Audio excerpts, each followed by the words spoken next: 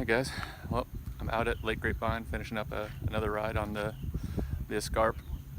Had about a month of riding on it, kind of all over different terrain. So I figured it got enough time on it to give a more in-depth review and kind of my thoughts on it, and let you know what I think of it. Cool. So I've had the Vitus for a little over a month now, done some riding here in Texas, in Arkansas, kind of all kinds of stuff, cross country, some more aggressive enduro-y, downhill, big jumps, drops type riding.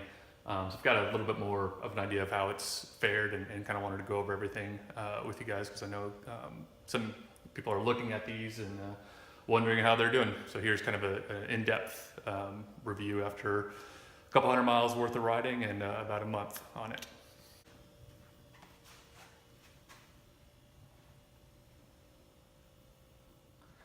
All right, so let's go over the good of the bike. It's rock solid. This thing is still super silent. The shifting is great. I've been really impressed with the Shimano XT. I haven't, like I mentioned in one of the previous ones, I haven't ridden Shimano a long time. I'm learning to come around to it. I really like the fact that you can upshift and downshift in chunks of gears at a time, whereas with SRAM you can only upshift downshift one gear at a time. So it's nice to be able to dump 2 or 3 gears to really pick up some speed on the Shimano. The brakes are the newer M8000 XT, and they've been flawless. I'm really a fan of these. I had guides before, but I think I'm pretty much totally converted back to Shimano. The suspension is great. I knew that the Pike would be great. I had a Monarch on my Nomad, but it wasn't as good as this one. This one is a couple more years worth of refinement on here, and this is pretty nice. And I'll go over my suspension settings here in a minute. And then the only other thing I wanted to mention is just the other details, and I went over a video on this earlier, but I'm just still blown away with all the little bits and pieces and the details that this bike has. So for the downsides, there's just a couple things on here. One is the headset came loose, easy fix. That's just cinching down or loosening up the stem, cinching on the top cap, good to go. Second one, just a little more intensive as far as the repair goes, is the reverb just basically just crapped out on me. The button, it pushed all the way in. It was the seat itself was stuck down in a down position, so I actually had to loosen this up, raise it up, because it doesn't go down below this at all or come up. So it's just kind of stuck in one spot there. It's an easy fix. It's looking like it's just going to be a lever bleed on here, which is just where you get the syringes, plug in this side, pull the seat up, get a syringe on the bottom of it, and then just pull a vacuum between the syringe, and it'll be able to flush the fluid out and put new fluid in there. So it's an easy fix. It's just kind of a pain in the butt.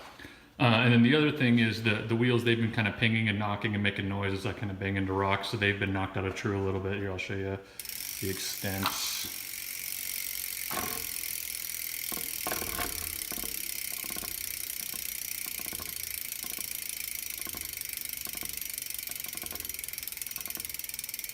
You can see it's not too bad, but they are out of true.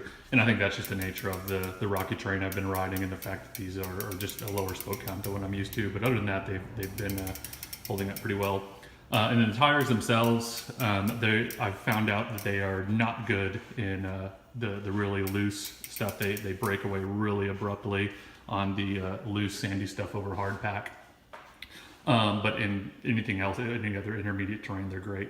And that is pretty much it for the cons. All right, so I figured for an in-depth kind of look at my bike, I'd go over my settings and set up and show you guys how I've got it and how I like to ride it before I go over kind of my overall review of the bike. Starting at the front, you can see I've got the bars almost dead center rolled, I don't know, maybe a degree forward on there. Nice neutral position. I didn't cut them down at all, so they're still at 790 or 780, I believe. Nice width and 10 millimeter rise. The fork is a Pike Solo Air. I have it set at, 81 PSI, which is pretty close to the recommended RockShox settings. The charger position, so this knob I've got fully open, and then the low speed compression knob, I've got 2 clicks from full damping or fully closed, or fully slow, sorry. And on the rebound side of it, I've got that set to 6 clicks from fully slow as well. On the back, I've got the rear set at 220 psi, rebound 6 clicks from slow again, and the 3-way switch in the pedal position. So as you can tell, I'm a pretty big fan of the bike thus far. Overall, it's served me well. It's made me objectively faster. I've got a lot more personal records in Strava compared to my last couple bikes, so I know that I'm faster on this bike than some of my last ones.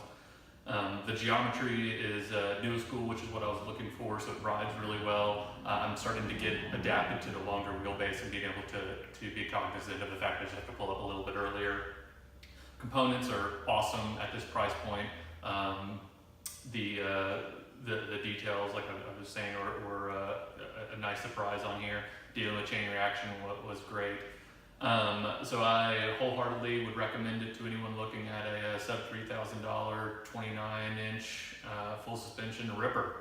Thanks for watching, and if you have any other specific questions, let me know, and I'll kind of go over and try to address them and let you know what I think. Thanks, guys.